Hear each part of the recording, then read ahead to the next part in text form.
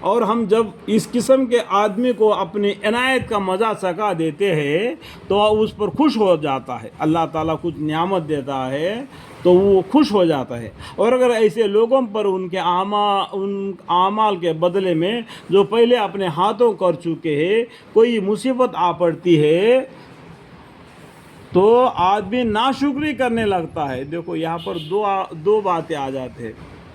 کیا ہے؟ اور ہم جب اس قسم کے آدمی کو اپنے عنایت کا مزہ چکھا دیتے ہیں، اللہ تعالیٰ کوئی اچھے چیز ان کو دے دیتا ہے تو اس پر خوش ہو جاتے ہیں. تو اس پر اللہ کا شکر گزاری کرنا، الحمدللہ رب العالمین. اور اگر ایسے لوگوں پر ان کے اور اگر ایسے لوگوں پر ان اعمال کے بدلے میں جو انہوں نے کیا، جو پہلے اپنے ہاتھوں کر چکے ہیں، کوئی مصیبت آ پڑتی ہے تو آدمی ناشکری کرنے لگتا ہے. اللہم اغفر لی، یہ تمہارے طرف سے تمہارے اوپر جو مصیبت آ گئی، یا اللہ نے میرے پر مصیبت ڈال دیا بول کے ناشکری نہیں کرنا. اس کے دبی ہوئی معنی سمجھ گئے؟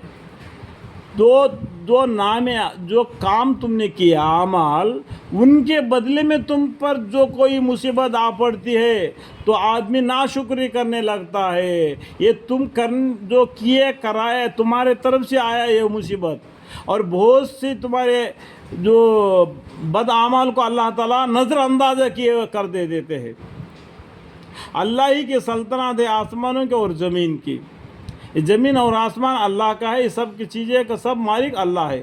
یہ میرا، یہ کھیت میرا، یہ گھر میرا، یہ تیرا میرا کچھ بھی نہیں، سب کچھ اللہ کا ہے. للہ ملک السماوات والارض یخلق ما یشاء. اللہ ہی کی سلطنت ہے آسمانوں کے اور زمین کی. وہ جو چاہتا ہے پیدا کرتا ہے، جس کو چاہتا ہے بیٹیاں عطا فرماتا ہے، اور جس کو چاہتا ہے بیٹے عطا فرماتا ہے. اللہ جو چاہتا ہے وہ دے دیتا ہے.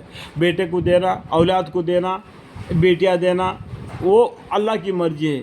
اللہ دنیا میں سب کو تقسیم کر دیتا ہے، اس کا روزی بھی وہ دے دیتا ہے. قرآن میں بھی روزی کے بارے میں 3 جگہ پر لکھا ہوا ہے. اور اللہ نے روزی کا ذمہ لے رکھا، لیکن ڈھونڈنا ہمارے کام ہے. سورہ جمعہ میں بھی فرمایا فَإِذَا قُضِيَتِ الصَّلَاةُ فَانتَشِرُوا فِي الْأَرْضِ وَابْتَغُوا مِن فَضْلِ اللَّهِ وَاذْكُرُوا اللَّهَ كَثِيرًا لَعَلَّكُمْ تُفْلِحُونَ. ٹھیک ہے، رزق کا دینا اللہ کا ذمہ ہے، لیکن ڈھونڈنا تمہارا کام ہے. اللہ دے گا کر کے کھاٹ پر بیٹھیں گے تو کھانا نہیں آئے گا. تم کو جا کے محنت کرنا پڑے گا، تم کو روزی آئے گی. اور محنت کرتے ہوئے اللہ کو یاد کرنا پڑے گا، پنجگانی نمازی کرنا پڑے گا. بیٹھ کر اللہ اللہ کرتے رہے گا، تم کو روزی روٹی نہیں ملے گی. محنت بھی کرنا. جو چاہتا ہے پیدا کرتا ہے، جس کو چاہتا ہے بیٹی عطا فرماتا ہے، اور جس کو چاہتا ہے بیٹی عطا فرماتا ہے، یا ان کو جمع کر دیتا ہے، یا ان کو اپنے طرف جمع کر لیتا ہے. یہ اللہ کی مرضی ہے. بیٹے بھی اور بیٹیاں بھی، یہ اللہ کی مرضی ہے. اور جس کو چاہیے بے اولاد رکھتا ہے، یہ اس کی مرضی ہے. جس کو چاہیے بے اولاد رکھتا ہے، اس کو نہ بیٹی ہوتی ہے نہ بیٹا ہوتا ہے، اس کو بالکل اولاد ہی نہیں رہتا ہے، ویسا ہی ہو جاتا ہے. یہ اللہ کی مرضی ہے. اس میں اللہ کی خدائی میں، اللہ کی قدرت میں ہمیں دخل اندازہ نہیں دے سکتے. ہم بس صبر کرنے والے، شکر گزاری کرنا ہے. جو شکر کرتا ہے اپنے ذاتی نفع کے لیے شکر کرتا ہے. جو ناشکر کرتا ہے وہ اس کا وبال اسی پر پڑتا ہے. بے شک وہ بڑا جاننے والا، بڑا قدرت والا ہے. جاننے والا ہے اور قدرت والا بھی ہے اللہ تعالیٰ. اور کسی بشر کی حالت موجودہ میں یہ شان نہیں کہ اللہ تعالیٰ اسے کلام فرما دے. دیکھو دنیا میں اللہ تعالیٰ اس سے بات نہیں کرتا.